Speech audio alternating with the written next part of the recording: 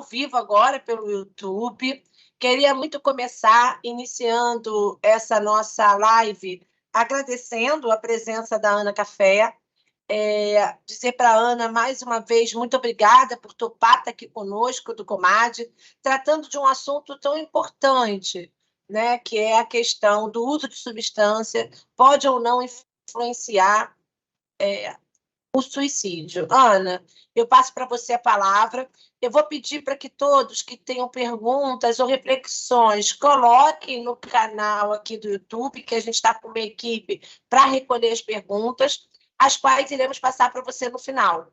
Uma boa live para todos nós. A palavra está com você, Ana.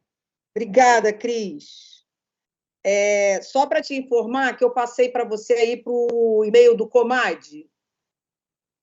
Tranquilo. Ana, eu vou fechar minha câmera para que fique só você aqui no YouTube, tá bom? Tá. Mas eu estou por aqui. Ok, se chegou ou não chegou. Tá bom, pode deixar. Tá? Bom, gente, boa tarde. Em primeiro lugar, é um prazer, é uma honra, mais uma vez, estar... Vocês estão conseguindo me ver? Dá para me ver? Sim, Ana. Tá, que a minha tela aqui tá em preto, eu não estou vendo nada. Ah, tá, já vi. Poder estar, mais uma vez, né, participando dessa ação do Comad de informação, esclarecimento, né, em torno dos agravos que a gente tem em função do uso, abuso, dependência de substâncias, né? Isso é uma coisa que eu tenho tentado bater muito nessa tecla, né? Que as pessoas muitas vezes se preocupam demasiadamente com a questão da dependência química, quando a gente sabe, enquanto agente de prevenção, enquanto instrumento, né, de prevenção, a gente tem que estar com um olhar muito atento para o uso e para o abuso. Principalmente quando a gente vai abordar o tema que é o nosso objetivo hoje, que é o problema do suicídio e o uso de substâncias psicoativas, né? A gente está, nesse momento, finalizando aí setembro, né, que é o mês do combate, da prevenção ao suicídio, Setembro Amarelo, e que é um mês que a gente hoje, né, vem privilegiando bastante esse tema, a gente vem percebendo a importância de poder... Tem algumas linhas, né? Tem algumas vertentes que acham que a gente não deve falar sobre suicídio, que a gente não deve abordar, né? Para não suscitar mais o interesse em torno do tema. Só que eu acredito, né, enquanto pessoa que fui capacitada pela Prefeitura do Rio, pelo Exército Brasileiro, né, que quanto mais a gente informa, mais consciência a gente vai construindo em torno, né, da problemática. Eu acredito assim, que pessoas que estejam informadas, elas têm mais capacidade de olhar alguém que está próximo dela e que pode não estar bem naquele momento e que pode não estar saudável, né? Hoje eu estive fazendo uma palestra hoje de manhã falando sobre doença mental e saúde mental. E a gente tem muita tendência de ter medo de falar de doença mental, mas quando a gente vai falar de suicídio, não tem como falar de suicídio não se falar de doença mental. 90% dos casos, eu acredito, né, que entrem num processo, né, de ideação suicida, comportamento suicida, tentativa de suicídio, a gente está falando de pessoas que estão padecendo de um adoecimento mental e emocional. E então é importante que a gente também entenda do que está se falando. Como essas pessoas vêm a buscar substâncias na tentativa, né, de amenizar ou anestesiar essa dor ao decorrente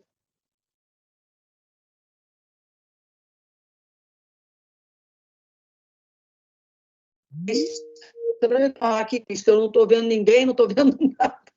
Não dá para ver quem está aqui na... Hein? É porque você está no YouTube, então as pessoas estão pelo YouTube. Você só está você aqui presente na plataforma. Você está direto para o mundo. Entendi. E a palestra chegou.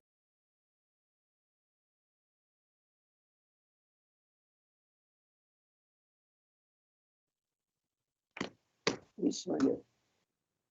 Gente, só um minutinho que eu tenho que passar isso aqui para ela e não foi. Porque senão, não sei, vai ficar muito vazio.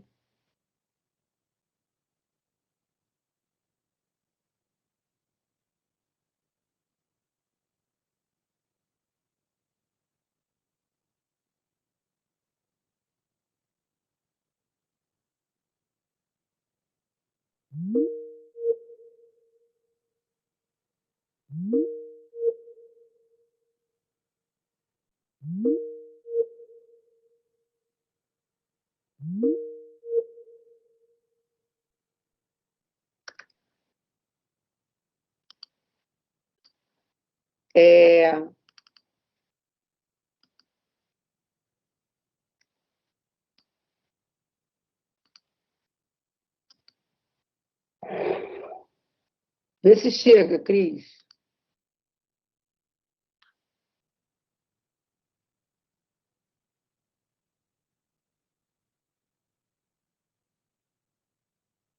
Não, não está chegando, Ana. Não chegou. Nem para o meu particular, nem para o e-mail do Comad.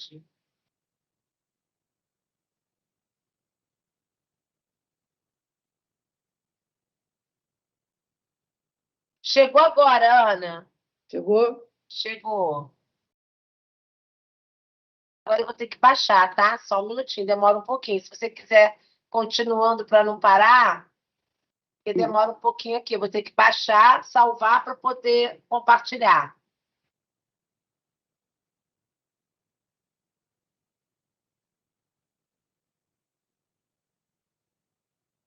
Bom, então, assim, cada vez mais, né, a nossa preocupação dos profissionais de saúde mental, profissionais da área de assistência social, tem girado em torno das questões pertinentes ao que vem atravessando a nossa sociedade enquanto sofrimento emocional.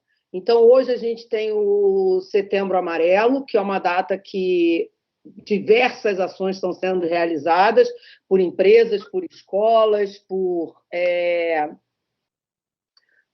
muitas vezes até por condomínios mesmo, né? Eu tive sabendo aqui na Barra que as pessoas estão preocupadas, né, dentro dos condomínios com a realidade que se apresenta. E a gente tem também o Janeiro Branco, que é um momento em que a gente vem com foco, né, de tratar a conscientização e a prevenção da doença mental. Isso é importante porque nunca a gente navegou por essa realidade, né? Essa é uma realidade desse momento atual e que muitas vezes eu acredito que foi detonada pela questão do Covid. Né? Com o advento do Covid, muitas pessoas pararam para pensar, para sentir, né, essa dor desse adoecimento na pele, na alma, no corpo. Não que antes não se sentisse, eu acho que antes não se falava, ou que muitas vezes não se tinha consciência, né, do que era isso que estava se sentindo. E hoje, a gente podendo abrir para debate, a gente podendo abrir para questionamento, a gente podendo ter esse espaço para falar, as pessoas estão cada vez mais tomando consciência do que o quanto que isso são dois comportamentos que se entrelaçam muito mais do que a gente imagina. Ela já está compartilhando. Ela está aqui na tela. Isso, Ana. Ana, já comecei a compartilhar, tá? Tá ótimo. Pode abrir como apresentação, né? Ou deixa assim? Sim. Espera aí que eu vou ajeitando aqui. Tá pressionando. Pode ir, Ana. Tá. Eu chamo essa palestra de perdas e danos porque Muitas vezes a gente acha, né, que o uso de substâncias psicoativas está relacionado a um comportamento especificamente de prazer. Pessoas que estão buscando uma forma de prazer, de satisfação, de alegria, uma maneira, né, de lidar com a vida através de uma alteração do pensamento, de uma alteração do comportamento, mas, na verdade, hoje a gente vê que esse comportamento, que esse modelo de maneira de viver, ela está atrelado a diversas perdas e danos, principalmente quando a gente pensar na adolescência. Não que isso aconteça só na adolescência, isso é muito comum na vida adulta, né? A gente vai ver pessoas que também, né, têm essa conduta, né? No sofrimento, buscar substâncias que têm a tentativa de fazer com que amenize o sofrimento, mas potencialize o sofrimento. Eu acho que essa é um entendimento fundamental para a gente abrir esse bate-papo de hoje. O que eu acho... tem aquela música do Cazuza, né, que ele dizia, e eu acho que cabe muito bem aqui agora, o meu prazer agora é risco de vida. E é disso que a gente está falando. Que prazer é esse aonde eu perco o controle, eu não tenho noção real do meu desejo e acabo me colocando em risco. E eu estou pensando também...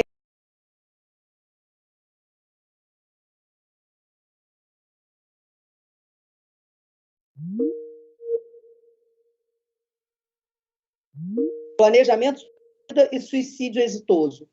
E aí a pergunta que eu faço para vocês uma pessoa que sai na noite, bebe, pega o carro e dirige, essa pessoa teria, né, uma forma de relação com a vida autodestrutiva? Essa pessoa estaria colocando a vida em risco de uma forma, né, que as consequências poderiam ser muito danosas para ela e para o outro?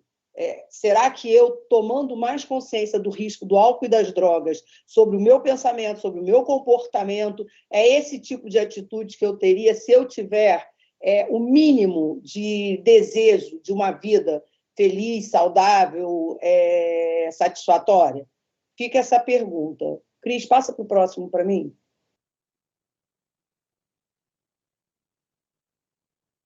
Eu entrei aqui meio que correndo, que a gente estava nesse embate aí de abrir os slides, né, para passar para vocês. Eu não me apresentei assim direito, eu sou Ana Café, eu sou psicóloga, trabalho, né, com dependência química, com a parte de psicologia clínica, dentro do ambulatório e da internação. Tenho um carinho especial por esse trabalho de ação preventiva, muito com adolescentes, né? Não que os adultos não tenham o mesmo risco de começar a usar drogas, de desenvolver, né, o risco com drogas, mas a gente sabe que esse pontapé inicial, né, da relação de sentimento e emoção ser manejado através do uso de álcool e drogas, ele se dá na adolescência. Basicamente, nós começamos a experimentar álcool e drogas na faixa de 12, 13, 14 anos. Então, assim, e como a gente tem, o Comad tem, eu tenho, né, um olhar muito preventivo, é importante entender que quanto mais cedo a gente chegar, melhor, para poder atuar e agir no momento mais adequado para que esse organismo não esteja adaptado a lidar com o mundo através do uso de substâncias. A gente sabe que não existe vida onde não exista problema, não existe vida onde não existe dificuldade, não existe vida onde eu não vou ter que lidar com sentimentos que nem sempre são agradáveis, mas quando eu começo, desde a minha precocidade, o uso de substâncias, eu acabo não maturando emocionalmente, eu acabo não amadurecendo enquanto indivíduo, não amadurecendo as minhas emoções, não amadurecendo os meus sentimentos e fazendo com que, num determinado momento da vida, se dificuldades vierem, se frustrações vierem, fica muito difícil eu ter bagagem para dar conta dessas situações. Cris, tem como passar os slides? Vou passando mais, Ana? Pode ir, pode ir embora. É que, na verdade, era para eles abrirem, né? Para fazer a apresentação. Eles estão fechados.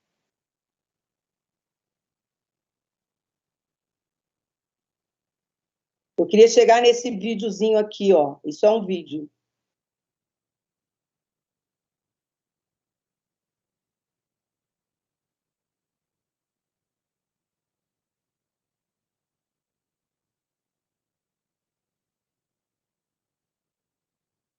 Sobe, sobe, sobe.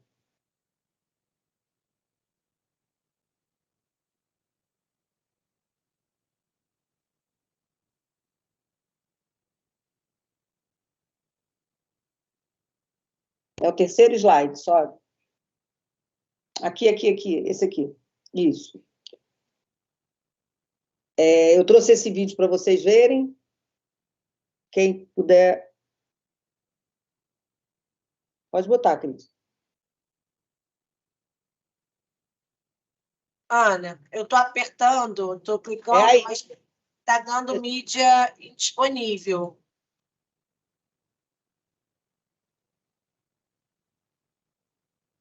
Não está indo. Tá. Esse seria um vídeo que depois eu posso disponibilizar para vocês, né? Que é um rapaz relatando a tentativa de suicídio dele, a ideação suicida, né? O que o levou a isso e o quanto que isso começa relata que ele começou a fazer uso de drogas e a partir daí um primeiro momento de prazer, de satisfação, e isso foi deixando, né, de existir, como a gente sabe que é o que acontece. Existe uma relação primeira de prazer com o uso de substâncias, e isso vai caminhando para uma relação de desprazer, né, e uma constante busca por aquele prazer inicial, né? Passa para mim, Cris.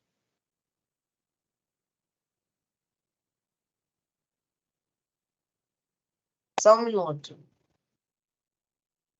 Parou aqui de compartilhar.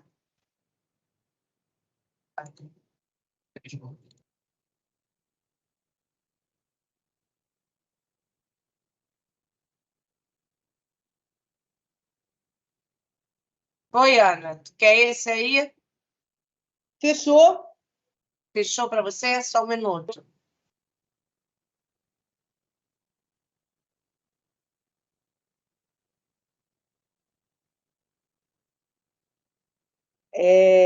Então, o que eu...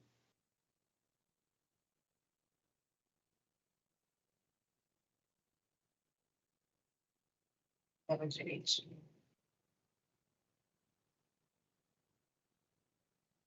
Acho que tá. Aqui.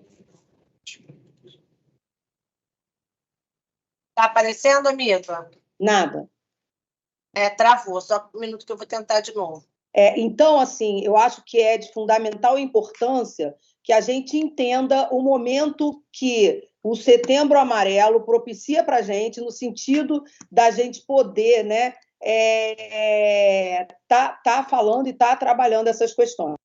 Como eu falei com vocês, assim, é muito importante também que eu possa compreender e diferenciar, quando a gente fala desse universo, o que é a saúde mental e o que é a doença mental. Então, assim, vamos falar de saúde mental, porque assim, não tem como eu ter uma condição de vida, né? Uma qualidade de vida que eu chamaria de satisfatória, se eu não tiver saúde mental. Não tem. E aí eu pergunto para vocês, o que para vocês é saúde mental e o que é doença mental? Porque a gente tem uma constância, né, de falar sobre, e tem medo, e tem preconceito, né, quando a gente começa a abordar a doença mental. Isso, ao longo dos anos, né, as pessoas têm E eu vou falar assim, as pessoas muito de nós mesmos, profissionais de saúde mental, a gente tem uma resistência muito grande com o psiquiatra,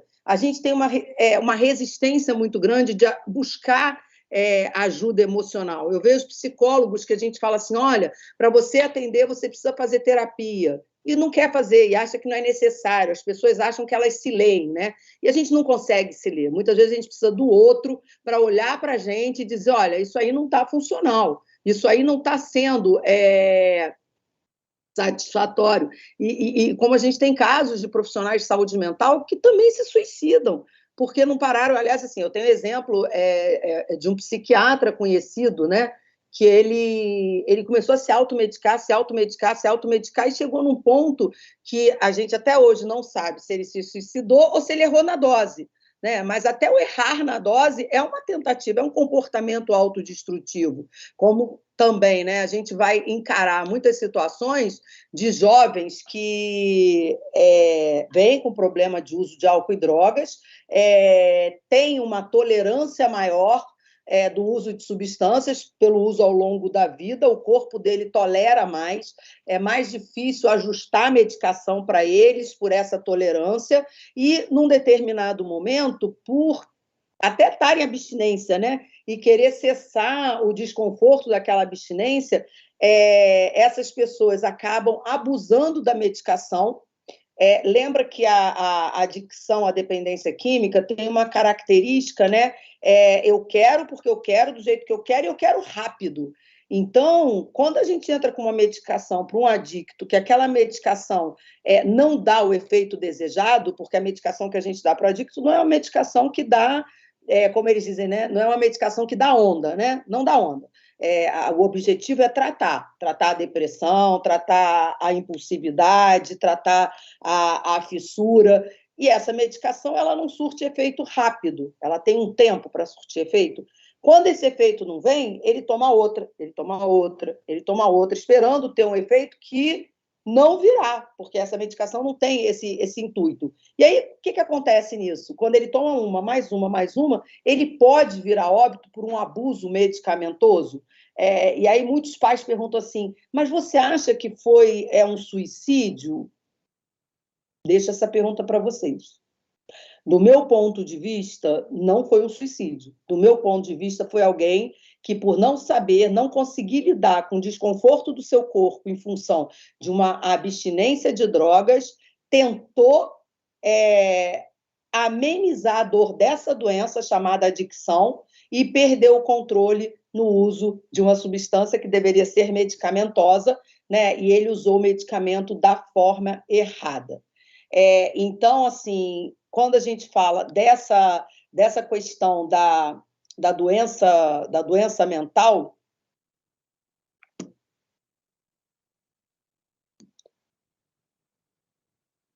eu tô abrindo aqui, mas foi muito para baixo, espera aí.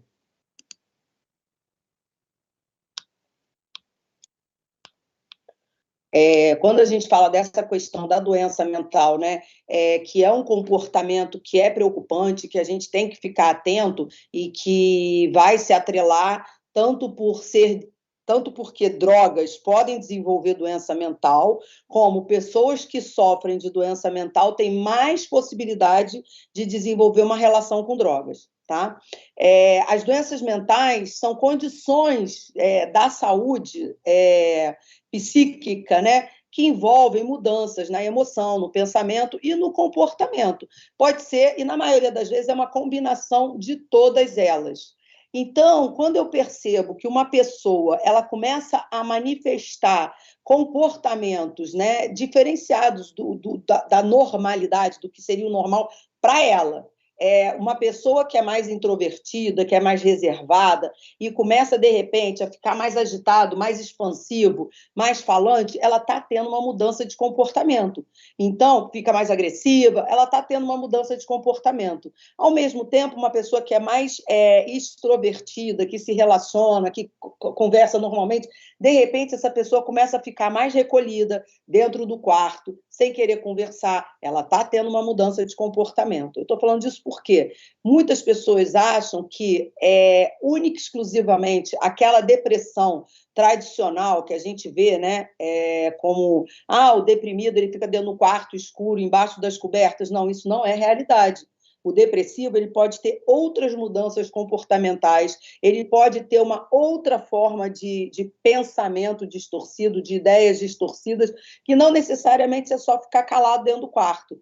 Muitas vezes, e isso é muito comum em homens, né, a depressão vai se manifestar por irritabilidade, por raiva, por comportamento, né, agressivo com relação aos outros, no trabalho, em casa. Ele está mais impaciente, ele está mais intolerante, ele está mais agressivo, ele não está dormindo à noite. A gente pode estar falando de uma depressão. Só que, assim, por não entender e por não ter essas informações, muitas vezes a gente acaba não pedindo ajuda, não falando para essa pessoa que ela precisa de ajuda, não conseguindo investigar de verdade o que está acontecendo no universo da minha casa, né?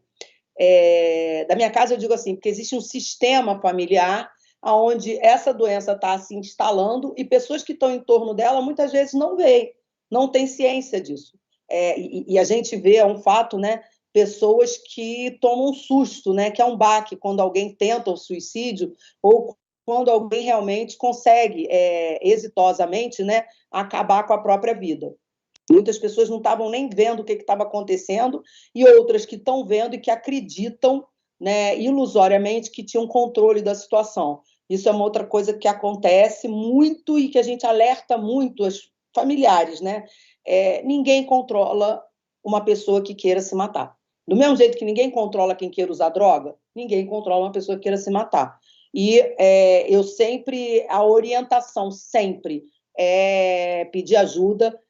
Se tiver a orientação de internar. Eu já vi vários casos onde houve uma perda para óbito porque a família achou que controlava dentro de casa. Né? A família disse, não, eu vou estar ali olhando, vigiando, e é tudo muito rápido, é muito rápido. A pessoa pedir um copo d'água e quando o familiar volta, essa pessoa não está mais ali. Então, assim, a gente entender que é um comportamento que precisa de monitoramento e que precisa de proteção, e que essa proteção só profissionais capacitados podem dar. Não é o familiar que vai poder oferecer essa ajuda, né? A doença mental é muito mais comum do que a gente imagina, se manifesta em praticamente todos os lares, não, praticamente não, em todos os lares, e a gente precisa estar aberto para olhar para isso. A gente vem passando, né, por uma crise econômica muito grande no Brasil. A gente está passando por crises que vieram pós-Covid, que se iniciaram no Covid e foram detonadas, né, cada vez mais no pós-Covid. Uma questão de desemprego, uma alta taxa de demissão, jovens sem expectativa de futuro, sem ter a possibilidade, né, de uma inserção no mercado de trabalho. Tudo isso vai propiciar o aumento dos transtornos mentais e um aumento do uso de substâncias. Eles caminham, né, para e passo. As pessoas vão querer usar para não sentir esse desespero e essa dor.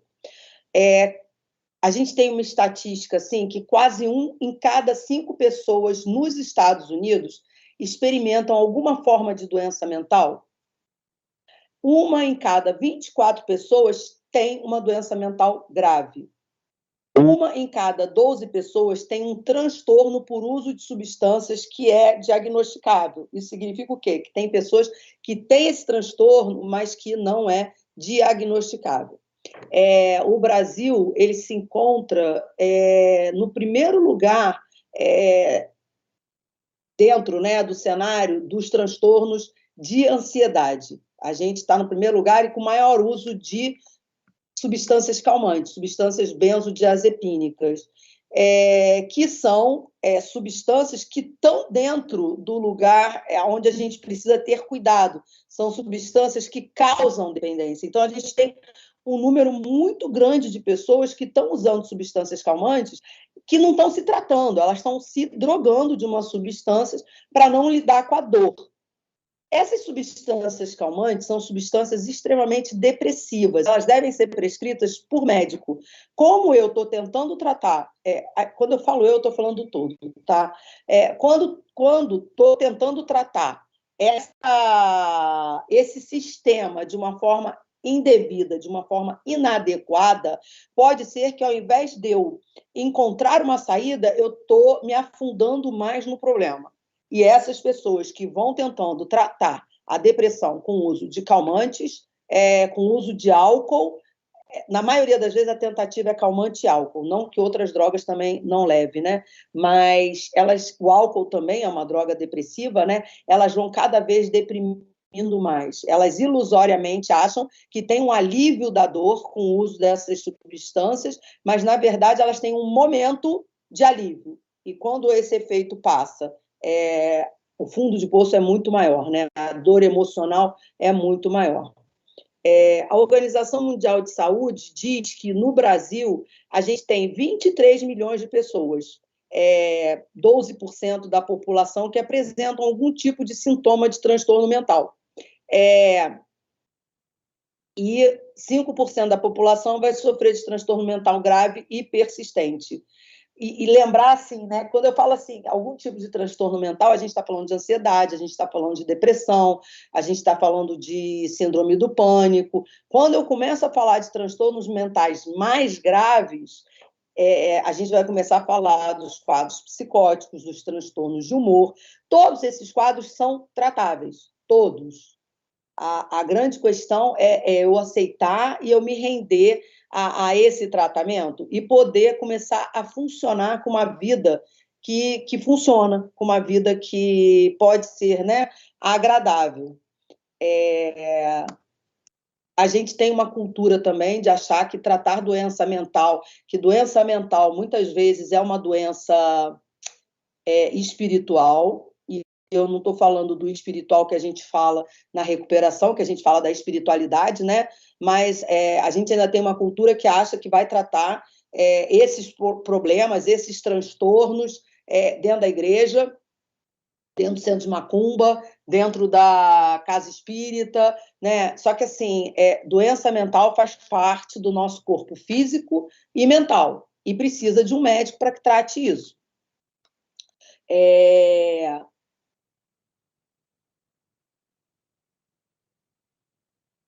Você conseguiu abrir? Ana, já está passando aí. Está direitinho no YouTube passando. A gente está no quarto slide. Continua. Tá. Eu estou no verde, é isso? Não, está debaixo do verde, está no 7º slide. Volta para mim, Cris. Volto, quer qual? Deixa eu olhar para cima. Tem um sobre o suicídio antes desses. Volta para mim. Aqui. Não, nesse aí. Não, o outro em cima. Amarelo. Vamos entender que, quando a gente fala de suicídio, a gente está falando de uma forma muito trágica e intempestiva do sujeito atentar contra a vida. É um comportamento extremamente violento, é um comportamento de uma violência contra si mesmo. É um dos comportamentos que mais deixa as pessoas chocadas, perplexas, né? Quando a gente entende que aquela atitude foi um ato da vontade do sujeito. Ele teve esse desejo, essa vontade de atentar contra a própria vida. Agora, uma coisa que é muito importante nesse cenário, né, que a gente está querendo falar de uso de substâncias psicoativas, eu queria que vocês lembrassem que o nosso corpo, a nossa tendência, as nossas emoções tendem para a preservação da vida. A gente busca sempre, de todas as formas, preservar a vida. Então, muitas pessoas que vão, né, à tentativa de suicídio, elas, depois que elas entram, né, no processo, né, ou de tomar medicação, ou de se cortar, ou de... algumas pessoas, né, ingerem veneno, elas acabam pedindo ajuda. Elas ligam e pedem ajuda de alguém. Então, assim, a gente tende a tentar preservar a vida. Isso é muito difícil quando é um comportamento mais impulsivo, com arma de fogo, com se atirar de algum local. É mais difícil retroceder. E a gente fala assim que é mais arriscado pessoas mais impulsivas, mais intempestivas. E aí, essa tentativa, essa ideação que a gente tem a tendência natural de se proteger, quando entra substâncias psicoativas, eu anulo essa possibilidade de autoproteção, essa possibilidade de autopreservação. Por isso que o risco do suicídio com o uso de substâncias é muito maior, porque a pessoa consegue baixar esse sistema de proteção, consegue baixar o medo. Quem já viu palestra minha, eu falo muito, né, da possibilidade da pessoa que ingere álcool ou toma calmante, né, ela ficar mais extrovertida, ela se colocar mais em situações que se sentiria inadequada, de buscar alguém para namorar, de chegar em alguém. Ela tem mais essa possibilidade, porque ela baixa a censura, ela baixa o medo, a frustração, né? E aí, da mesma forma, o comportamento autodestrutivo, ele vai estar mais atuante no momento que eu baixo esse circuito de autoproteção. E pode passar para o verde, Cris.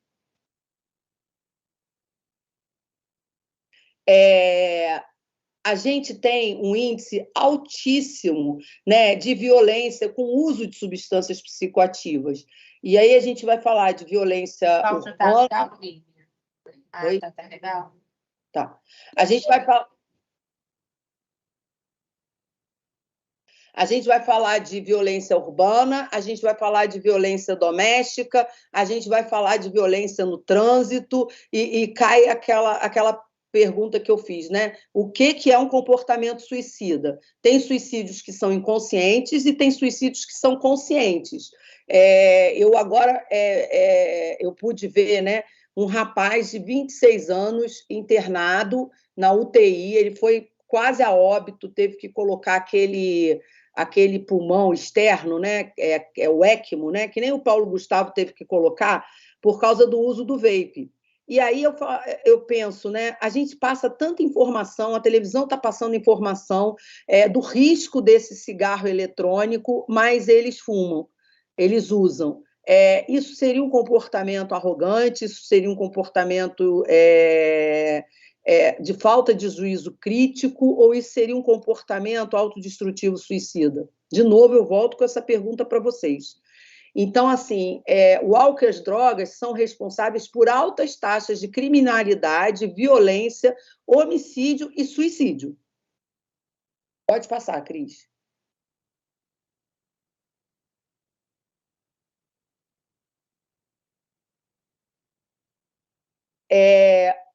No suicídio, a gente vai encontrar o sentimento dos 3 Is. Intolerável, ele não suporta mais, inescapável, se vê sem saída, e interminável, sem fim. É muito preocupante quando a gente vê uma pessoa que não encontra saída para um determinado problema, que ela constrói assim uma visão de túnel. A gente oferece assim, olha só, vamos olhar por aqui, tem essa possibilidade, e a pessoa volta para cá. Vamos olhar para cá, e a pessoa volta, ela fecha a mente e ela não consegue encontrar saída. Isso é muito comum na dependência de álcool e drogas. A importância de quando a gente trabalha, né, na recuperação de adictos, da gente, num primeiro momento, ajudar esse sujeito a ter uma estrutura de ego, onde ele pode suportar as perdas decorrentes da doença, porque às vezes ele vai achar que ele não suporta, que não tem saída, que ele destruiu a vida dele e que aquele problema é infindável. Se alguém aqui, não estou fazendo sem conflito de interesses, né, mas a novela das 9 agora, tem que me acostumar que a novela das 9, não é mais das 8, tem um ator que ele é alcoolista, né, e que ele resolve entrar em recuperação por medo de perder a família, por medo de não ter mais o contato com o filho, que a mulher entra, pede. e ele não está conseguindo, nesse momento, recuperar nada. Ele perdeu totalmente, ele está totalmente desacreditado para conseguir trabalho, a esposa está irredutível, e aí você pode entrar nesse lugar, né, do intolerável, inescapável, interminável. E, enquanto profissional, né, que está atuando junto a essas pessoas, poder fortalecer, até dar um fortalecimento de ego, para que essa pessoa entenda que o comportamento dela levou a perdas, mas que existe uma possibilidade de mudança e de reconstrução. Eu gosto dessa ilhazinha, assim, que a árvore nasceu lá em cima, né, quietinha, né? Em todo lugar a gente pode encontrar a possibilidade de uma nova vida e mostrar para eles que existe uma possibilidade de uma nova vida. É muito comum essas pessoas pensarem em atentar contra a própria vida. É muito comum essas pessoas sem esperança de futuro quererem atentar contra a própria vida. Pode passar, Cris.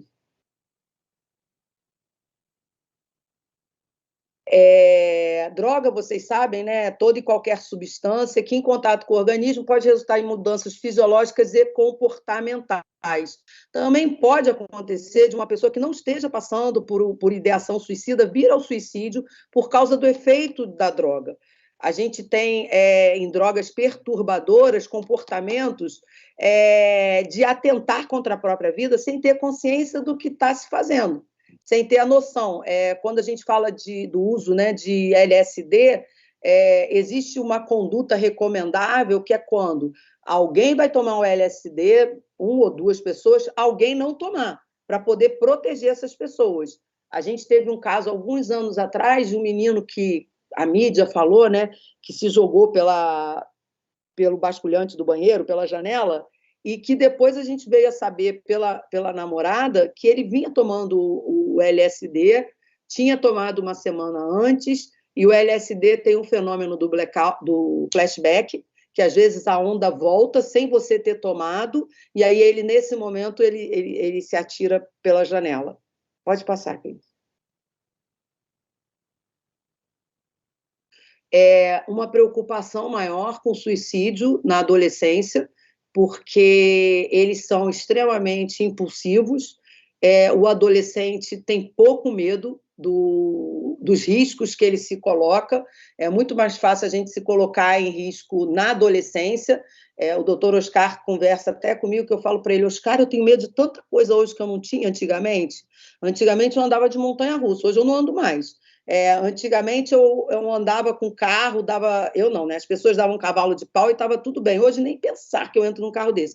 Então ele falou assim: o cérebro da gente, conforme vai envelhecendo, vai desenvolvendo mais o circuito de proteção, mais a gente vai buscando, né, essa proteção. O adolescente não tem isso. Né? Ele se joga nas situações, ele se coloca mais em risco.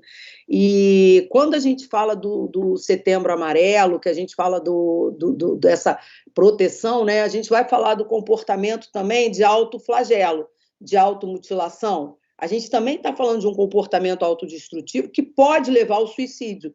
A maioria deles relata que não tinha o desejo de se matar. Que, na verdade, o desejo era de aliviar uma dor, né, que é indescritível. E eles falam que o comportamento de se cortar alivia essa dor. Mas a possibilidade neles de atuar dessa forma é muito maior. E também, né, tomar cuidado, quem trabalha com adolescentes, que está vendo adolescente num processo depressivo, que está vendo adolescente com uma inabilidade de lidar com a dor, em não ter substâncias dentro de casa, não ter medicação que esteja ao acesso deles, não ter bebida alcoólica que esteja ao acesso deles, não ter... difícil de não ter faca, né? Mas se...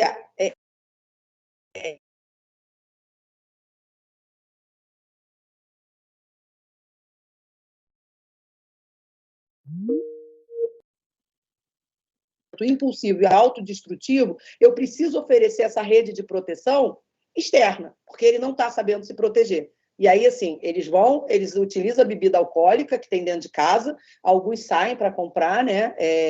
Tem algumas bebidas, quando a pessoa quer se entorpecer, qualquer bebida serve. Então, desce no bar, ou vai no bar perto de casa, compra aquela barrigudinha e toma, e aí toma coragem de utilizar ou a medicação, ou a faca, o que quer que seja. Em tempos de sofrimento, segundo a cartilha da Organização Mundial de Saúde, entre os jovens na faixa etária dos 14 aos 18 anos, além da depressão e do alcoolismo, entram na lista desesperança e consumo de outras substâncias psicoativas, o que coloca o suicídio como a terceira causa de morte entre adolescentes nessa faixa etária. A primeira causa de morte no Brasil é a violência no trânsito. A terceira, a gente vai estar falando do suicídio. Um adolescente que dirige embriagado, em alta velocidade, né? De novo, é um comportamento suicida. Um pai que deixa a chave do carro com esse filho é inconsequente. Passa.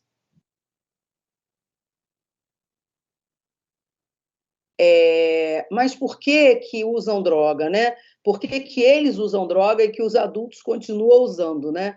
É porque as drogas vão trazer mudanças psicológicas que fazem com que eles se sintam, né, mais adequados, porque o sentimento de inadequação é muito grande, e aí, através do uso daquela substância, vai ter uma ilusão de adequação.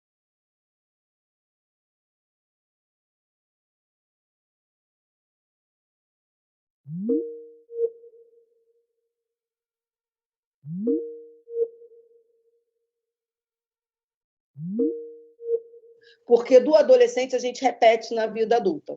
Só que, assim, com muito menos intensidade, com uma estatística menor. A gente tem uma estatística muito grande de tentativas de suicídio e de suicídio com os adolescentes. Na vida adulta também? Também. Mas não por... o adolescente, muitas vezes, ele vai a esse comportamento sem motivos externos. O adulto, muitas vezes, precisa ter algum motivo externo para que isso seja detonado, tá?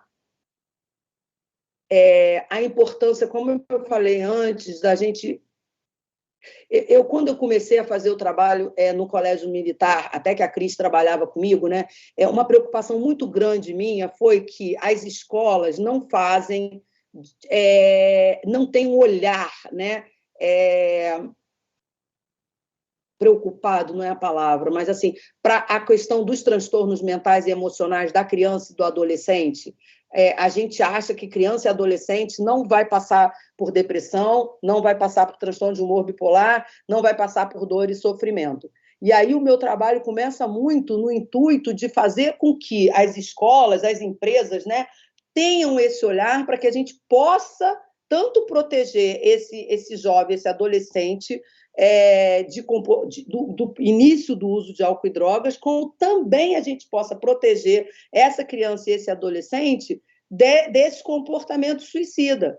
Eu vejo hoje aqui na clínica, a gente recebe pré-adolescentes, né, que nitidamente estão com um quadro de transtorno de humor bipolar, e as pessoas não acreditam que exista transtorno de humor bipolar na adolescência, existe na infância, né? E fica durante muito tempo atrás de um diagnóstico de TDAH. Ele é hiperativo, ele é hiperativo. Mas tem época que ele não sai da cama. A gente não está falando de hiperatividade. A gente está falando de um transtorno de humor que leva a uma depressão severa e que essa depressão severa pode levar, sim, ao extermínio da própria vida. Então, poder fazer um diagnóstico precoce é fundamental. Na vida adulta, é mais provável que haja mais atenção, porque as pessoas até veem que existe depressão na vida adulta, até veem que alguma coisa pode estar acontecendo, como a própria pessoa, se tiver um mínimo, né, de discernimento, a própria pessoa pode buscar ajuda. A gente costuma dizer, e na faculdade se fala muito disso, né, que os normais pedem ajuda. Quem não pede ajuda é quem não está tendo discernimento, não está dentro de um padrão. E quando a gente fala de um pensamento normal, é porque um transtorno de humor menos severo não faz a pessoa perder os dados de realidade. Uma pessoa deprimida não perde os dados de realidade, ela sabe pelo que ela está passando, ela sabe o que ela está sentindo. Muitas vezes ela não pede ajuda porque vem aquela ilusão de que vai dar conta, que vai modificar através da força de vontade. E a sociedade ainda alimenta isso, né? Que diz assim, não, levanta para mudar esse cenário, vai para a praia andar na praia, né? E a pessoa fica querendo fazer isso, mas não consegue. Então, assim, esses traços de personalidade, esses transtornos psiquiátricos e algumas outras características podem levar e fazer com que essas pessoas estejam mais propensas a começar a beber, a ter comportamentos mais agressivos quando bebem, a ficarem mais rebeldes, a apresentar problemas de conduta. Uma vez a gente teve um caso de um adolescente, eu não sei se a Cristina vai lembrar disso, que, como a gente trabalhava dentro das Forças Armadas, tem aquela ideia assim, de que homem bebe, né? Homem bebe. E muitas vezes os próprios pais saíam para beber com os filhos adolescentes, porque é coisa de homem. Então, a gente recebeu um adolescente que estava com um comportamento extremamente agressivo, né? E a gente investigou e realmente ele vinha fazendo uso de bebida alcoólica. Ele tinha 15, 16 anos. E esse adolescente, a gente começou a ver que ele ia para a arquibancada do colégio com um saquinho de supermercado, né? E a gente viu que ele levava a bebida. Ele comprava no bar da frente e levava a bebida lá para dentro. E a gente convocou o responsável, né, para falar sobre isso, e o responsável falou que era normal, que era natural. No nosso caso, esse menino foi desligado da instituição por causa do comportamento agressivo, não por causa do uso de substâncias. Ele passou a agredir professor, ele passou a agredir outros alunos. O fim dessa história, eu não sei contar, porque ele foi desligado. Agora, se a gente conclui que o suicídio é um comportamento violento e que essa violência, num determinado momento, pode ser externa e depois virar uma violência, uma autoagressão, né, a gente entende que o uso do álcool é um risco muito grande. Pode passar, Cris. Então, assim, eu gosto muito dessa frase, quando bebo, perco o juízo. Não me responsabilizo nem por mim, nem por ninguém. A gente acabou de passar por uma situação que foi comoção nacional, que foi a possibilidade do suicídio daquela jogadora de vôlei, né? Nada foi afirmado até agora, mas... E o que eles relatam que ela... como ela chegou no prédio? Um papel sulfite, que provavelmente era para carta, e uma garrafa de vinho. Provavelmente, aquela garrafa de vinho foi para reduzir o medo e poder permitir que o comportamento fosse efetivado. E a gente vê muitas vezes as pessoas contarem, não, ele estava bebendo e depois disso ele agiu dessa forma. Tem uma paciente, eu ainda não entendi isso, tá? Um dia eu vou entender, tem até um filme no Netflix que é esse tipo de situação, né? Mas uma paciente que não era de beber, é o que eu falei para vocês, não necessariamente a gente está falando de dependentes químicos, a gente está falando de pessoas que queriam acabar. E aí ela ficou bebendo ali naquela praia da Macumba ou da Prainha, foi uma praia daquelas lá para o final do recreio, né? E se jogou no mar para se suicidar. A intenção dela era se suicidar.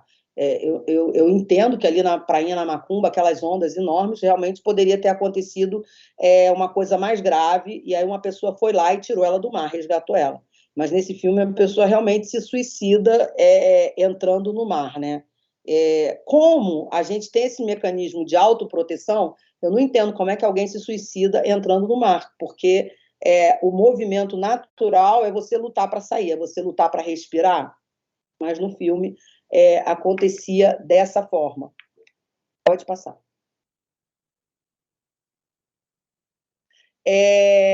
O suicídio entre adultos, ele está envolto por silêncios e tabus.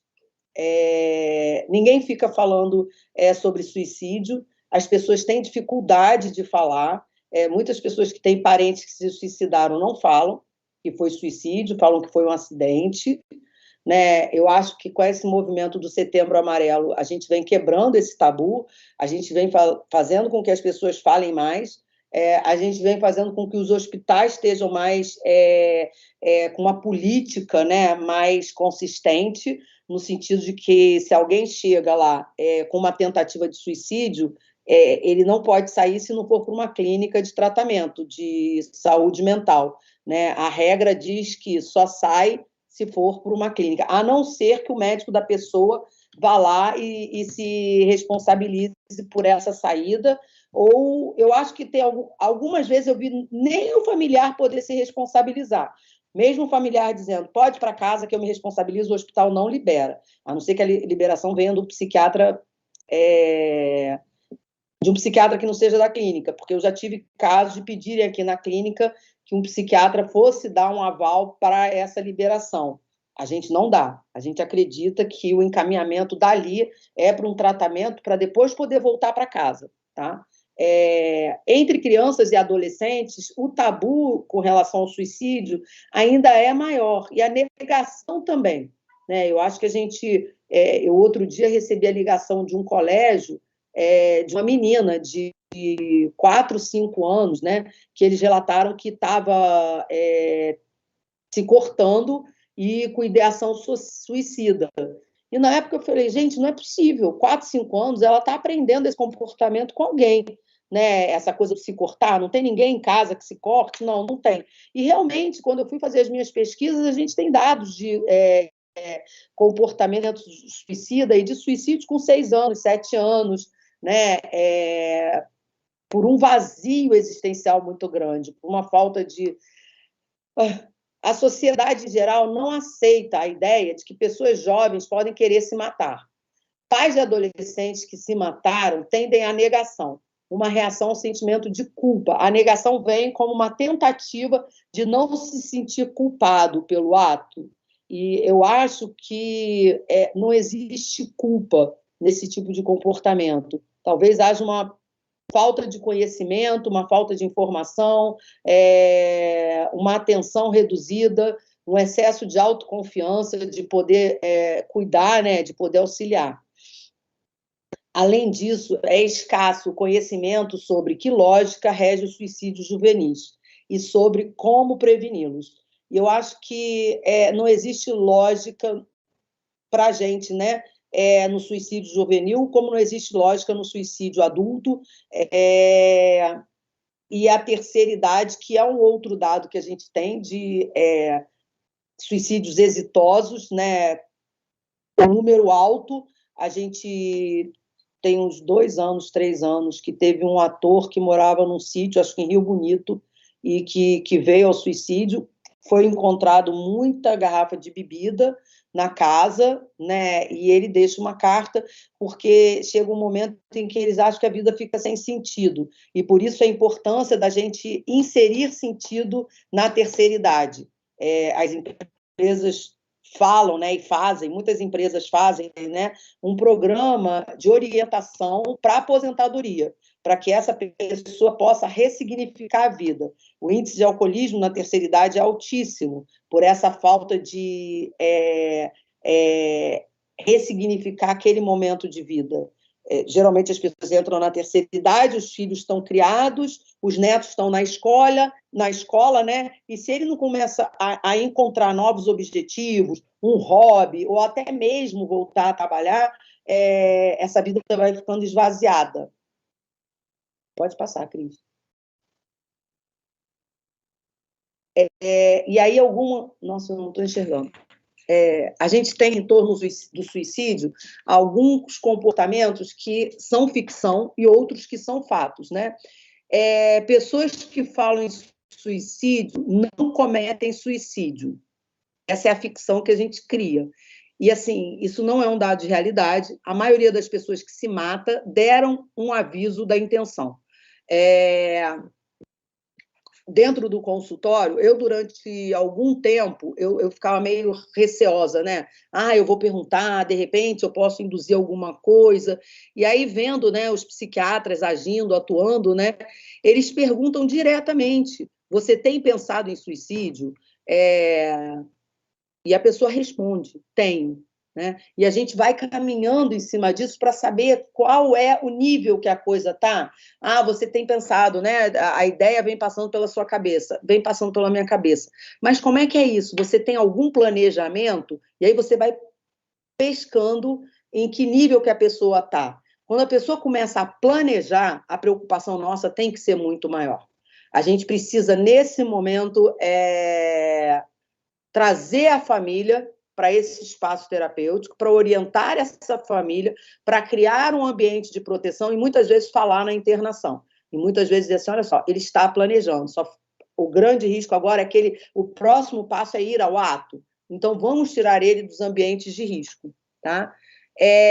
Suicidas têm intenção absoluta de morrer. Isso não é um fato. A maioria dos suicidas se encontra ambivalente. E a maioria dos suicidas, de verdade, não queria morrer. Na verdade, a maioria dos suicidas queria acabar com a dor. Eu não vou dizer para vocês que não tem comportamentos, pessoas, né, que são suicidas mesmo, em potencial, que não veem sentido na vida, que não querem viver, que não têm o desejo de viver. Essas pessoas existem e o manejo disso é muito difícil, né? A gente manejar dentro do espaço terapêutico. Não que seja impossível, mas é difícil, porque eles não conseguem dar um significado para a vida. É um vazio existencial tão grande, né? E a gente tem que tentar, de todas as formas, encontrar um canal aonde eles possam ver uma luzinha no fim do túnel, ter um significado para alguma coisa. Suicídios ocorrem sem aviso. E aí, assim, suicidas frequentemente dão ampla indicação da sua intenção. Deixa eu ver se eu acho aqui. Peraí. Alguns dados, né, para vocês. Tá aqui. Alguns sinais de alarme em torno do suicídio, o comportamento suicida, né, a ideação suicida, eles começam a se desfazer de objetos de estimação, aquilo que era importante, eles começam a, não, pode levar, não tem importância para mim, não precisa, pode tirar do quarto. É como se aquele universo dele não tivesse mais valor, não tivesse mais importância. A gente vê um crescente do abuso de drogas e de álcool. Ele já vem tentando anestesiar o sofrimento, anestesiar a dor, mas da forma indevida. A pessoa está em depressão durante um certo período de tempo. Eu até falo, né? Tem pessoas que falam, não, eu aguento, eu não vou tomar medicação, eu suporto. E eu falo assim, olha só, já faz algum tempo que você está tentando dar conta disso, e cada vez que você tenta dar conta disso, e é impossível você dar conta disso, você vai se sentindo mais esvaziado e mais impotente perante essa doença, e vai começando a fazer com que a sua vida não tenha mais significado. Então, vamos intensificar esse tratamento, a gente precisa ser mais diretivo, né, na tentativa de tirar esse sujeito desse cenário. Começa a dramatizar comportamentos e ter argumentos mais violentos, começa a se mostrar, né, de uma forma mais violenta, muda subitamente o hábito de comer ou dormir, ou começa a comer exageradamente, ou deixa de comer, e começa a dormir exageradamente, ou não dorme, passa a noite em claro. E essa coisa do passar a noite em claro é muito preocupante, que muitos vão ao ato durante a noite, quando o resto da casa está dormindo. A falta de esperança no futuro, que eu já falei para vocês, né, aquela visão de túnel, começam a assumir riscos fora do comum, sem pensar nas consequências, antes com outras questões que não é com a própria vida, depois com a própria vida. Começa a fazer comentários indiretos sobre não mais existir no futuro, ou sobre as pessoas estarem mais felizes sem ela. Né? É aquela pessoa que a mulher está planejando o futuro. Quando a gente tiver neto, quando tiver neto eu não vou estar mais aqui. A gente poder fazer aquela viagem ano que vem. Eu não sei se ano que vem eu vou estar aqui.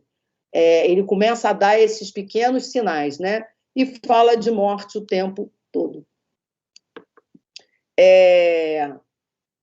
Quando a pessoa tem uma tentativa de suicídio que não é exitosa, na maioria das vezes, se essa pessoa não for um suicida mesmo, em potencial, como eu disse antes, elas se arrependem da atitude que tiveram e começam a procurar ajuda.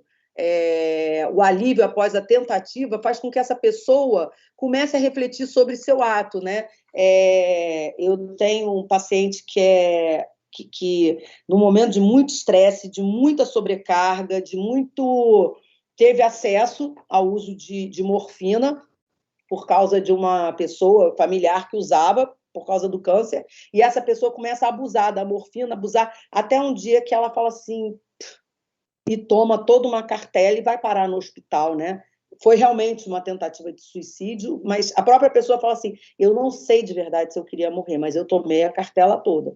E hoje essa pessoa, após esse ato, tem muito cuidado com o uso de medicação, tem muito medo quando entra em depressão de poder chegar naquele ponto de novo, né? Então, às vezes, a tentativa não exitosa é um alerta para a pessoa poder se cuidar melhor.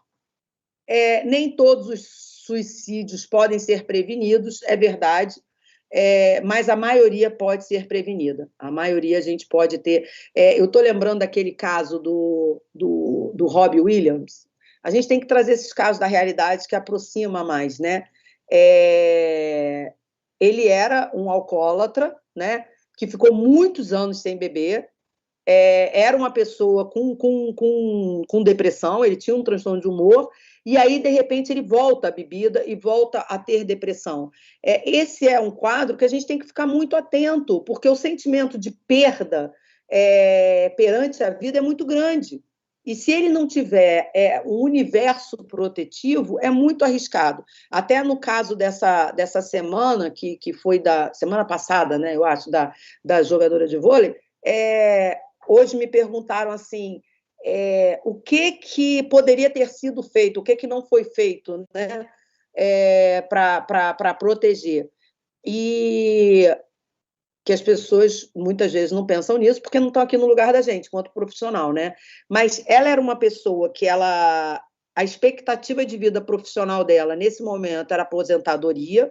Então, aquilo para ela, que era um centro, né, de força, era um centro de fortalecimento da autoestima, de reconhecimento, estava terminando, aquela coisa que todo atleta tem medo, né, que é a idade que chega e que profissionalmente vai ter que parar, pode virar uma técnica, mas nesse momento eu acho que ela não tinha essa expectativa. Então, esse dado da rede de proteção deixa de existir, que é a realização profissional. Era uma pessoa que queria ter filhos e que não consegue ter filhos. É mais um dado da rede de proteção que não existe, e o casamento acabando, né? Eu costumo dizer assim, uma forte rede de proteção é a pessoa ter família, ter filhos, ter um trabalho que para ela é importante. Por quê? Porque no momento a pessoa, por mais que ela não consiga pensar nela, ela vai pensar nos que estão em volta. Como é que eu vou fazer isso? Quem vai cuidar dos meus filhos? Como é que eu vou fazer isso? Como que essa pessoa vai se sentir? Meu pai, minha mãe, né? Como a gente vê muitos jovens que a gente pergunta assim, você usou droga e parou por quê? Porque meus pais não mereciam isso. No suicídio tem um relato. Se você pensa que não merece isso, porque minha mãe não merece isso, porque meus filhos não merecem isso. Dificilmente eles dizem, eu não mereço isso. Esse é um trabalho pós-terapêutico, onde a pessoa começa a reencontrar o seu valor, a reencontrar o seu significado na vida para si mesmo. Uma vez suicida, sempre suicida. Pensamentos suicidas podem retornar, sim, mas eles não são permanentes. Em algumas pessoas, eles podem nunca mais retornar. Tá? Próximo, Cris.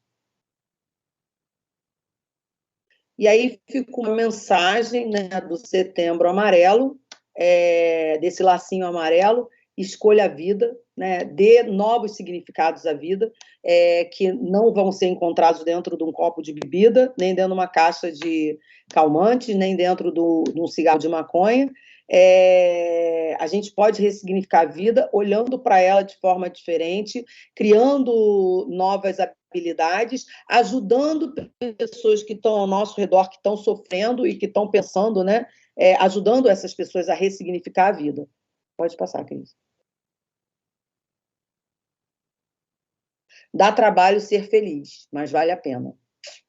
Era isso que eu queria trazer para vocês assim hoje. Eu acho que a gente fiquei meio enrolada assim no princípio por causa desse slide que não abria, né? Mas assim, eu espero que eu tenha conseguido, né, passar a ideia do que eu vivencio no meu dia a dia com os pacientes, né? É nítido, né, que existe um agravo muito maior para quem trabalha com dependência química, com comportamentos suicidas, é fato, né? E na nossa experiência a gente tem que saber manejar isso com muito carinho, né? Eu falo para os meus terapeutas do Hospital Dia, porque assim, quando esse sujeito, né, ele está num tratamento internado, a gente está com ele dentro do ambiente protegido. Quando ele não está internado, a gente tem que ter muito cuidado, muito carinho para manejar esse paciente no sentimento de impotência dele. Muitas pessoas sabem que eu trabalho com 12 passos, então, quando a gente fala de passos, no primeiro passo, admitir impotência. Por que a gente não vai adiante nos 12 passos sem passar pelo segundo e terceiro? Porque o segundo passo, quando eu falo de viemos acreditar que um poder superior, eu preciso resgatar a fé e a confiança dessa pessoa na vida, né? O adicto precisa voltar a acreditar que existe alguma coisa boa para acontecer com ele. Então, assim, a gente tem que ter um manejo muito cuidadoso nesse sujeito que está entrando em abstinência de drogas ou que muitas vezes tem uma recaída e começa a não acreditar nele mesmo. Espero que eu tenha atendido as expectativas aí, Cris. Não sei se você vai abrir para pergunta, para um bate-papo. Vamos sim, Ana. Assim, primeiro dizer que sim, lógico que você atingiu, né? Dizer que é sempre muito bom dividir com você, desde a época do Colégio Militar, momentos assim, a gente troca, a gente aprende. Dizer que no YouTube está bombando, a gente já está com 8 perguntas, então, assim, as pessoas estão gostando, as pessoas estão interagindo. E, Ana, a gente faz pelo YouTube para que a gente possa atingir todo o Brasil, né? Então, a gente atende gente de Porto Alegre, Amapá. Temos uma pessoa dos Estados Unidos, a Gabi, já não é a primeira que acompanha com a gente. A gente tem Porto Alegre, a gente tem Acre, temos Rio de Janeiro, temos São Paulo, Minas Gerais, Natal, Bahia. Eu sou de Natal, sabia? Eu sabia. Então, a gente está aí já com o Brasil todo. Esse é o aí. Isso, o Comad ele vem, Ana, tentando ser essa referência de reflexão, de abrir, né, já que a gente está num momento onde os Comads estão bem enfraquecidos em outros municípios, até mesmo inexistente. Então, esse momento é o momento da gente estar fomentando a importância desse caminho aí. Ana, eu vou começar a fazer as perguntas para você. Eu acho legal, como são 8, dá tempo da gente fazer uma pergunta, você responder e eu boto outra, pode ser? Pode. Uma, você já até respondeu, tá? Mas eu vou fazer de novo, da Luciana Bicar, no Rio de Janeiro. Ela pergunta se a pessoa que deseja se suicidar, ela sempre dá algum indício, mesmo que seja sutil? Então, eu vou te dizer, Luciana, que 70% dá indício. Tem os 30% que realmente eles tentam, de todas as formas, mascarar isso. E a nossa... aquela coisa assim, a nossa isca para pescar esse comportamento é fazer perguntas em torno da questão da depressão, da ausência de sentido para a vida. Quando você vê que essa pessoa está totalmente esvaziada de sentido para a vida, nós, enquanto profissionais, a gente precisa começar a se preocupar. Né? E aí é aquela coisa que eu falei, é a pergunta direta. Você tem o desejo? Você tem o desejo de acabar com a sua própria vida? Nesse momento, essas pessoas geralmente respondem, porque são pessoas muito diretas, muito incisivas. Eles sabem o que eles querem. Edna Souza... As pessoas que conseguem esconder são as pessoas que muitas vezes não estão ambivalentes.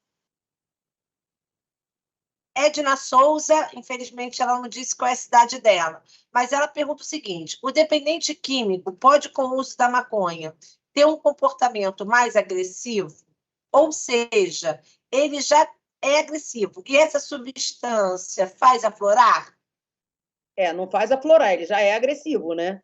E como a maconha acaba sendo uma droga perturbadora, ele acaba perdendo a noção de realidade também. Uma preocupação que é a questão dos quadros psicóticos no uso da maconha, e que às vezes não é a maconha que leva à agressividade, mas é a abertura já de um quadro psiquiátrico. Né? E aí a gente poder buscar ajuda de um profissional para entender o que está acontecendo. Não é comum a maconha levar à agressividade, mas acontece. A maioria dos jovens que eu tenho internado foram internados por causa de agressividade. Porque enquanto não tem agressividade, fica tudo assim, naquele marasmo da maconha.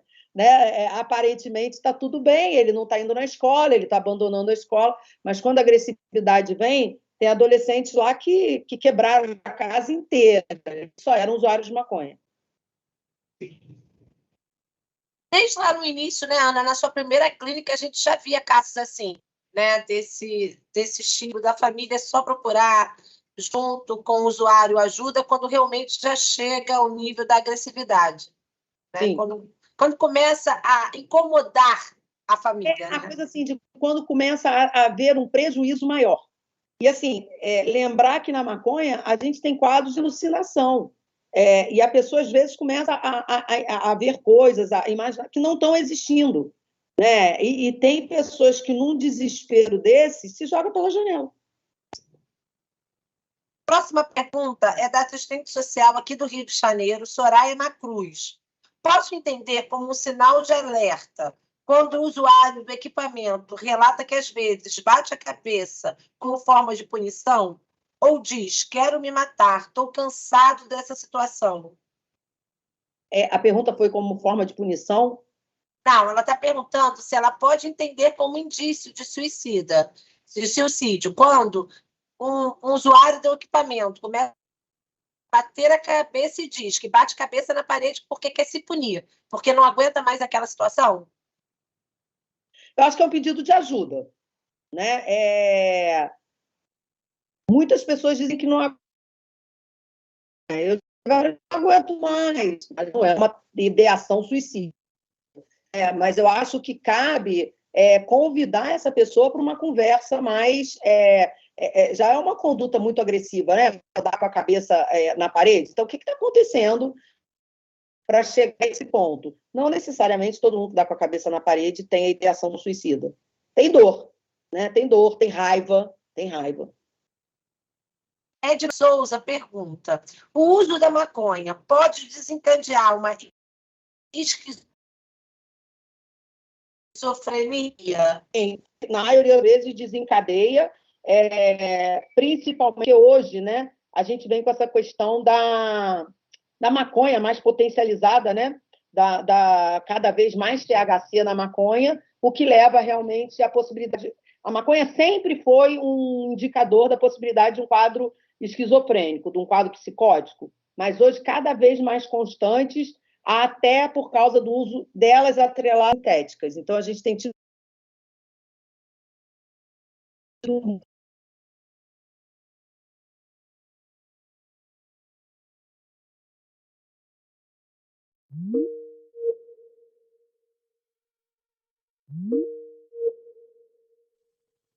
algum fator determinante? Eu acho que eu vou te responder pelo que eu acho, tá? Dentro de um sistema familiar, um comportamento aprendido. E eu já vi famílias assim, é comum isso, né? Não é genético se suicidar, mas às vezes é genético a depressão, às vezes é genético o transtorno de humor, às vezes é genético a psicose, na maioria das vezes, né? E a cultura da família de não buscar ajuda, de não buscar tratamento, e leva à repetição do comportamento. Eliana Siqueira. E quando o núcleo familiar todo está adoecido, o que fazer? O núcleo familiar todo ir para tratamento. É o que a gente fala da importância, né? Quando esses pacientes chegam, a gente percebe sempre que o núcleo familiar está todo adoecido, mas a gente acaba colocando aquele sujeito como bode expiatório, e às vezes a gente vê que aquele sujeito é o que está mais saudável, é o que está mais saudável, que está querendo sair da dor, que está querendo acabar com a dor. Só que, assim, é muito difícil, porque quando a gente diz para a família toda está precisando de ajuda, a família pula. Ah, mas o doente é ele que usa droga, é ele que está deprimido, é ele que quer morrer. Não, tem um sistema adoecido, e se esse sistema não se tratar, dificilmente a gente consegue resgatar o que a gente chamaria de bode expiatório, Eu tenho mora fora, a família mora aqui, a pessoa mora fora. E aí, assim, a pessoa rendeu terapeuticamente, a vida caminhou, a pessoa assumiu compromissos. A família chegou lá, nada funcionava. Parou de trabalhar, parou de ir para academia, parou de estudar, parou de tudo. Então, a doença está no seio da família, não é numa pessoa. E aí, essa família precisa, né, se olhar, ver o que está detonando todo o processo. Aonde está, né?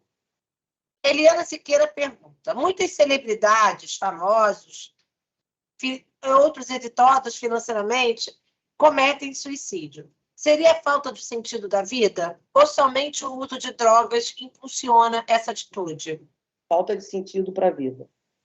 Quando as pessoas percebem que o material não preenche internamente, quando as pessoas percebem que, por mais que elas tenham, esse vazio não é preenchido.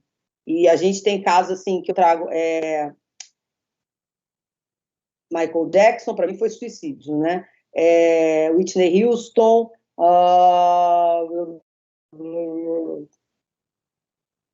Então, assim, pessoas que sofreram muito na infância. Quem puder, vai ver o filme da Whitney Houston também, o filme do Michael Jackson, que a gente fala muito na dependência química, né, da criança interior ferida, que tinha uma criança ferida interior e não cuidaram dessa criança. E acharam que com aquela engrandecimento, né, que aquilo era autoestima. E não é. A autoestima deles ainda estava muito adoecida. Né? E por não tratar isso, tiveram que continuar anestesiando essa criança ferida interior até que acabaram destruindo o corpo. Eu queria dizer que Goiás também está presente. Deixa eu falar assim, Goiás também está aqui. Então, gente, desculpa. leva para aí, eu vou rodar o Brasil. Tá vendo, Ana? Aqui é assim, ó. A nossa última pergunta, Ana, é da Roberta Medeiros, Porto Alegre. Ela pergunta: Ana, como nós profissionais podemos atuar na ideação suicida em adolescentes que usam drogas? Que ferramenta você nos aponta?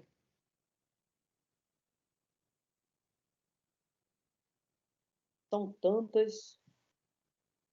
Assim, primeiramente, quando eu atendo um adolescente com ideação suicida, eu já deixo avisado sutilmente para ele que nada do que a gente conversar vai ser levado para a família, contanto que não coloque em risco a vida dele ou de outros. Esse é um contrato. Né? E aí, a partir do momento que eu vejo que está havendo um agravo, né, nesses comportamentos que podem levar ao suicídio, e muitas vezes é um comportamento que para ele não é, mas que ele está se colocando em risco. Tipo, um adolescente que usa droga e vai lá para aquele lugar lá, ela está em Goiás, né? Mas, tipo assim, vai lá para onde saltam de asa delta e fica brincando de se pendurar. Ele está tendo um comportamento de risco. Né? E aí, assim, a gente negocia se ele vai contar para a família ou se eu vou contar. Né? Mas alguém vai ter que falar do que está acontecendo. Ele é adolescente, ele é menor de idade, tem uma responsabilidade nossa perante isso. Segundo, buscar, através dele, o autoconceito, a autoimagem, a autoestima. Muito provavelmente, esses três sistemas estão totalmente enfraquecidos. E a gente buscar quais são as coisas que ele percebe como valiosas, ou que são valiosas e ele não está percebendo.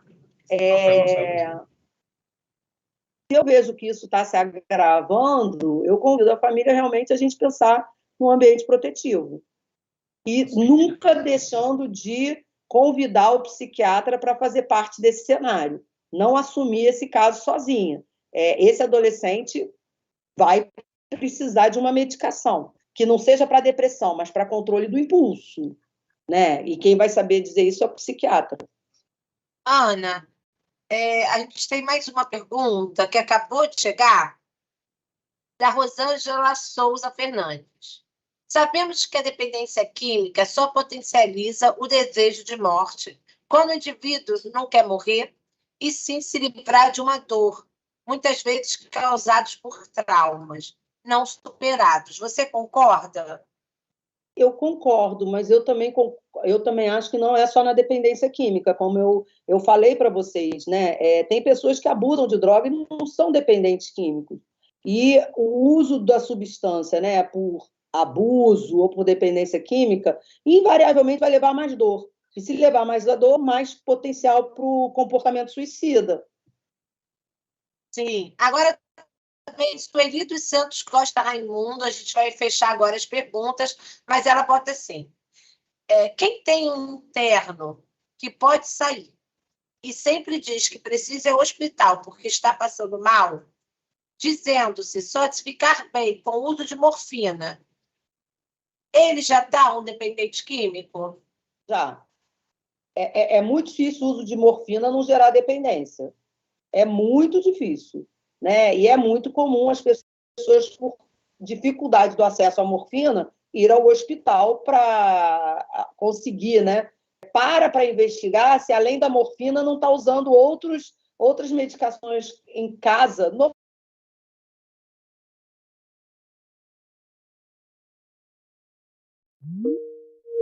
ausência da morfina. Entendi. Ana, eu queria muito agradecer a você pela parceria do Comad, né? Dizer que a gente está sempre com a porta aberta para você, e dizer que é muito importante ter você aqui.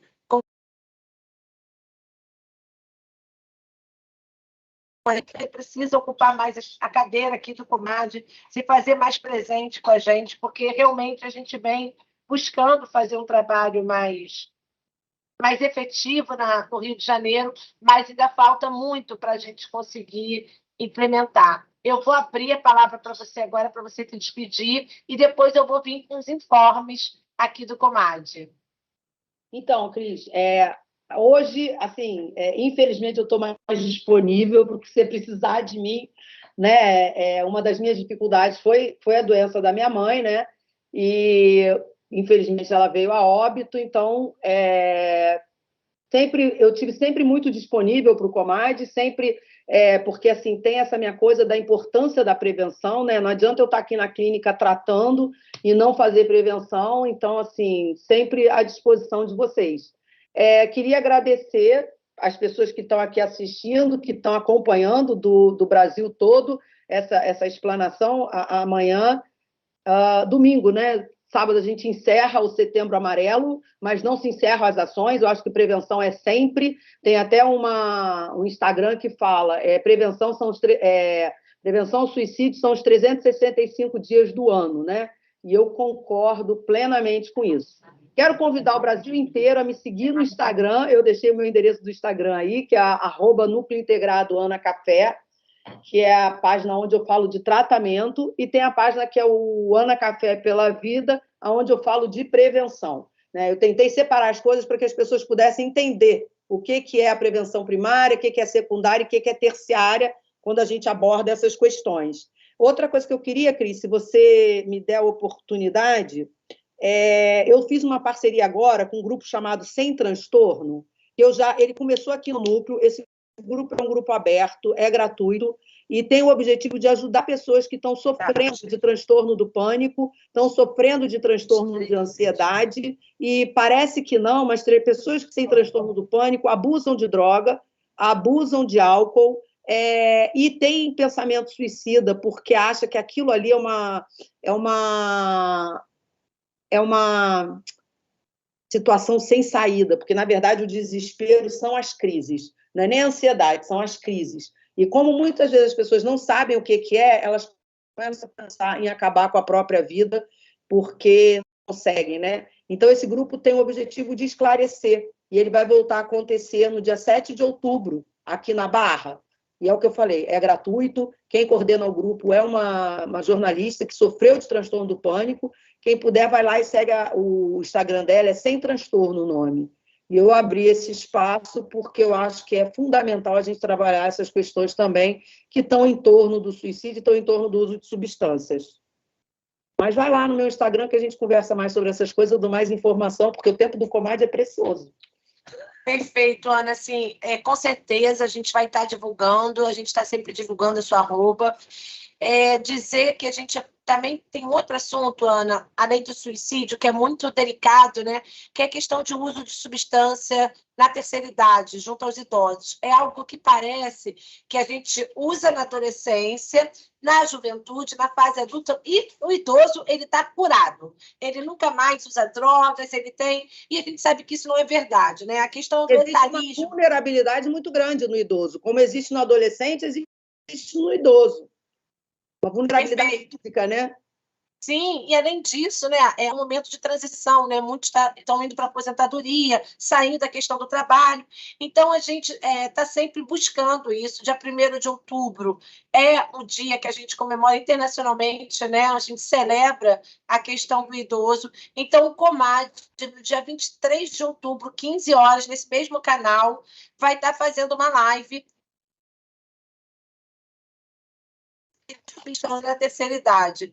Né? Quem vai estar falando com a gente é o médico de São Paulo, da USP, que esteve no Congresso da BEAD tratando esse assunto, o Carlos Henrique Costa, tinha esquecido o nome do médico, Carlos Henrique Costa, psiquiatra da USP de São Paulo, vai estar tratando a questão do uso de substância na terceira idade. É importante que a gente participe, é importante que a gente faça a política sobre drogas ser transversal, Ana. Eu acho que isso é um grande desafio hoje. Né? A gente ainda tem poucas pessoas tratando, discutindo e refletindo sobre esse assunto. Mas fica aqui o canal aberto para você, na hora que você quiser se utilizar desse espaço. A gente tem live mensais. Então, assim, tendo algum assunto que você acha importante, você está dividindo com a gente, vai ser um prazer. A gente falar de escolas, Cris, voltar a falar de prevenção nas escolas, porque, assim, até essa coisa que você falou da transversalidade foi um milagre que a gente fez no Colégio Militar. A gente conseguiu fazer isso dentro de uma instituição e a gente tem essa experiência de ver funcionar. Sim. Hoje, Ana, o Comad, quando a gente assume aqui o Rio de Janeiro, né, a gente sabe das dificuldades que a gente encontrou. Hoje, a gente tem que agradecer muito a SME, estão aqui presentes hoje na live, muitos professores, e assim, é muito importante você saber que hoje o município do Rio de Janeiro garante no calendário anual não uma semana de prevenção, mas 2 meses falando de prevenção sobre a política de drogas. Então, assim, no canal do YouTube do Comad, se você ver, a gente fez uma semana inteira de prevenção e um dia, quarta-feira, foi específico para a educação. E ela filmou uma ação que ela fez numa escola. Não quer dizer que foi só essa ação, né? Mas com 1.580 escolas no Rio de Janeiro, não dava para expor todas. Então, se escolheu uma escola para que se filmasse e dividisse com o Brasil todo essa experiência. Então, assim, a gente vem avançando nas escolas do Rio de Janeiro, né? A gente vai dar uma formação agora com o José Mauro para toda a rede sobre a síndrome alcoólica fetal, né? Que é um assunto muito pouco dito, muito pouco falado. Então, é um assunto que os profissionais ainda precisam se capacitar para poder estar trabalhando. Né? Porque quando a gente fala de álcool, tabaco, até mesmo de cigarro eletrônico, o Comad já oferece material. Mas da SAF ainda é um assunto que a gente sabe que até dentro das universidades ainda é abafado. Né? Ainda não é... O doutor Zé Mauro, durante muito tempo, a gente trabalhou junto, né? E ele tem um olhar muito importante para as escolas, porque a gente sabe que existem muitos diagnósticos de TDA que não é TDA, é SAF. É isso aí. E aí as pessoas começam a olhar como TDA e vai investigar. Existe uma imaturidade neurológica do cérebro, né? Mas em função do uso de álcool na gestação. Sim, com certeza. Por isso que a gente está vindo aí. Então, assim, a gente está começando também esse trabalho, mas começando não, né? A gente já avançou bastante nas escolas, a gente tem um núcleo de saúde escolar com a gente o tempo todo, então, assim, está super convidada a vir aqui, né? Lembrando a todos que estão no Rio de Janeiro, 18 de outubro é a nossa próxima ordinária, a nossa ordinária é aberta e nós vamos falar de inclusão produtiva. A gente vai estar aqui com a subsecretária de Inclusão Produtiva da Secretaria Municipal de Assistência Social, que é um assunto que muito tem a ver com a política sobre drogas, que é a questão do trabalho e renda. Então, todos convidados. Vou aqui me despedindo dessa live com a Ana Café, agradecendo a todo o Brasil que esteve aqui com a gente. Muito obrigada, Ana. Até a próxima. Obrigada, Cris. Saudade de você. Saudade, amiga. Tchau, gente. Obrigada. Obrigada pela participação de vocês. Desculpa se eu não pude responder alguma coisa, mas estou à disposição.